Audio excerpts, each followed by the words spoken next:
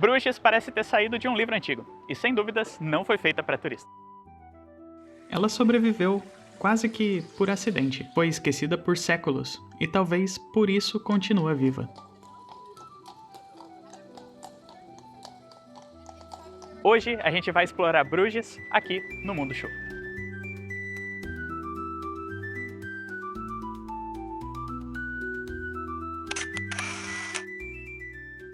Bruges fica no noroeste da Bélgica, na região de Flandres, a um pouco mais de 1 hora de trem de Bruxelas, mas no tempo séculos distante.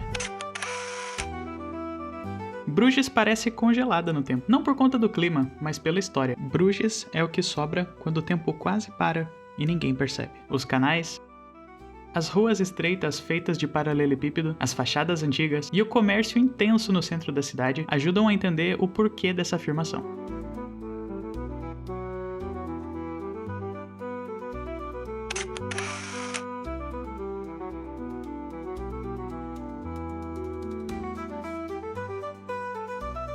No tempo do Império Romano, havia aqui um pequeno povoado. Pescadores, criadores de gado, extratores de sal, a vida era simples, mas o mar já conectava esse lugar ao mundo.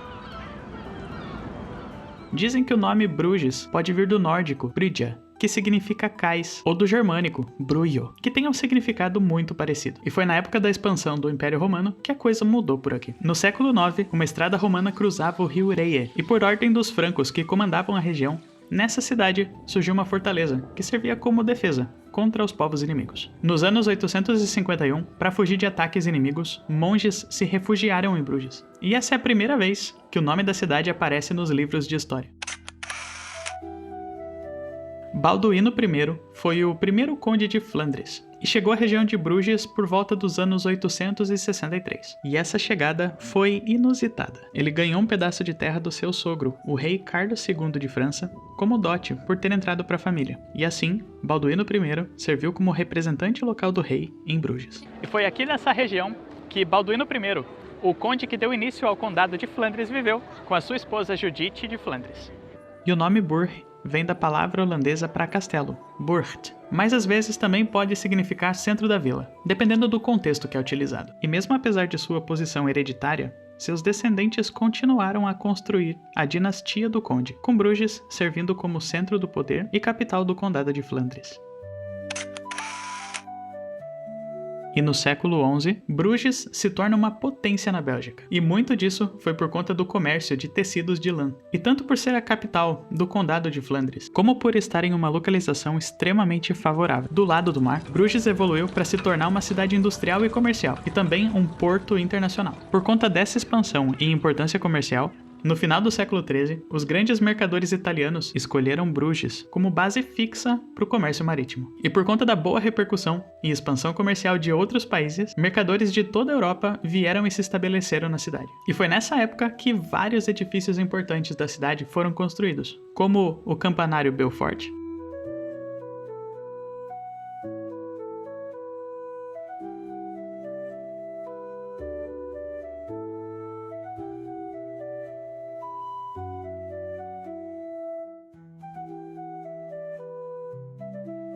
as prefeituras no Grote Markt,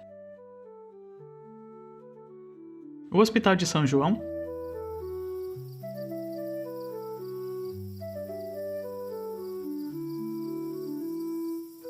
e várias outras estruturas comerciais utilizadas para feiras e negociações. Você caminha por Bruges hoje e não percebe, mas essas construções são testemunhas da época em que a cidade era o centro da Europa.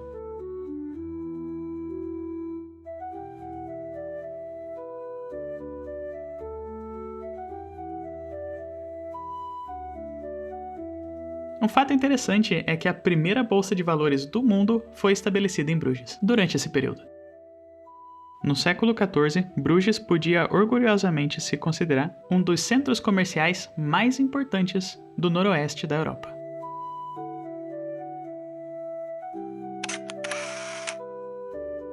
E ainda no século XIV, a corte da Borgonha na França se uniu ao condado de Flandres, o que fez com que Bruges brilhasse de verdade no século seguinte. Os duques da Borgonha trouxeram um certo refino à cidade, expandindo a sua residência na luxuosa corte dos príncipes, o Prinsenhof. onde contrataram pintores famosos, como Jan van Eyck, para dar uma cara mais requintada para o seu lar. E esses atos de ostentação fizeram com que Bruges fosse conhecida também por um lugar de produção de todos os tipos de bens de luxo. E a forte atuação do comércio internacional fez de Bruges uma das maiores cidades da Europa, com aproximadamente 60 mil habitantes naquela época.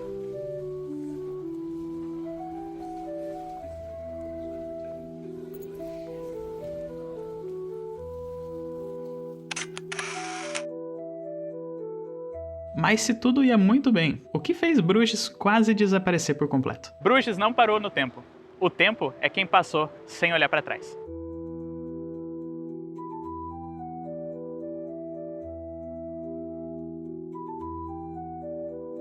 O ano de 1482 marcou o início do declínio de Bruges, com a morte da duquesa Maria da Borgonha. O poder vai embora com o marido da duquesa e, por consequência, os mercadores também vão, e Bruges se esvazia.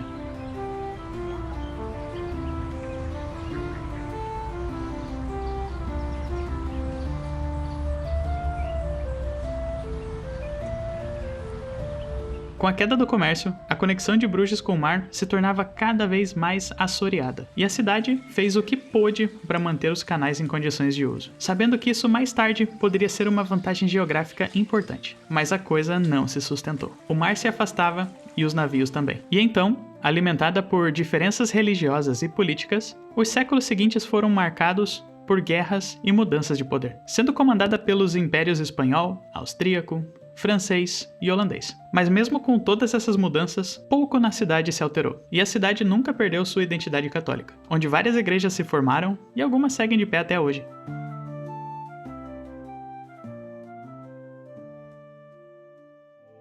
A arquitetura gótica permaneceu, quase congelada. Bruges foi ficando para trás, mas nunca foi esquecida, pelo menos não por completo.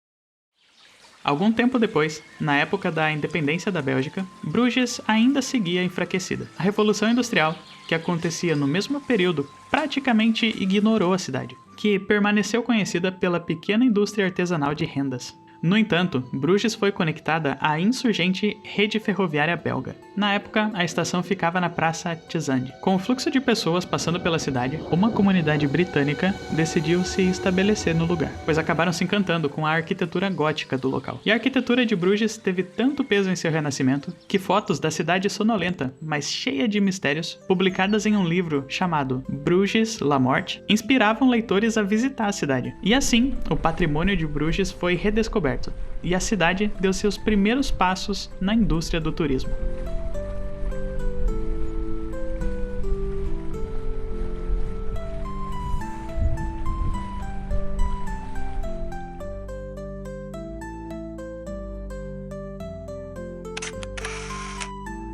Entre os séculos 19 e 20, Bruges se reconecta com o mar, no então chamado Porto Zeebrugge. O centro histórico da cidade resistiu aos danos das duas guerras mundiais, mas enfraqueceu, e foi nos anos 70 que a cidade passou por uma renovação urbana gigante. A estratégia de limpeza dos canais, banimento de carros em algumas regiões da cidade e manutenção dos prédios históricos deu certo. E a ação estratégica acabou fazendo com que, até nos dias de hoje, Bruges seja considerada uma das cidades mais bonitas e agradáveis para se viver.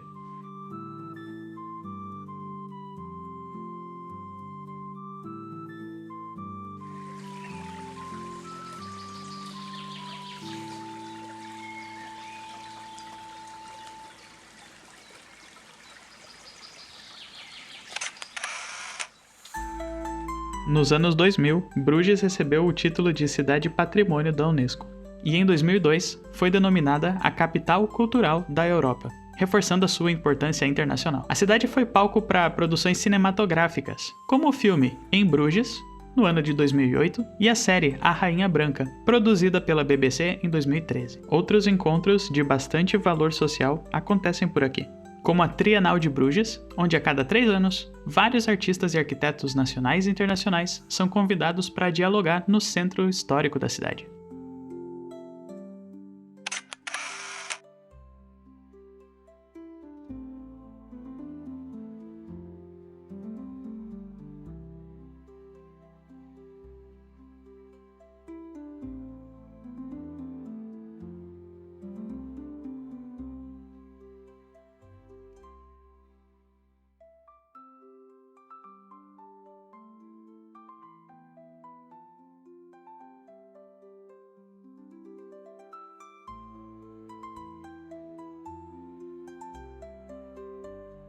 Bruges sobreviveu a tudo, e por isso, Bruges não parece antiga.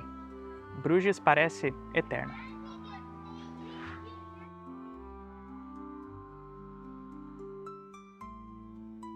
Então se você gostou dessa viagem, curte o vídeo, comenta, se inscreve no canal e vem junto com a gente descobrir uma Bélgica que quase ninguém conhece.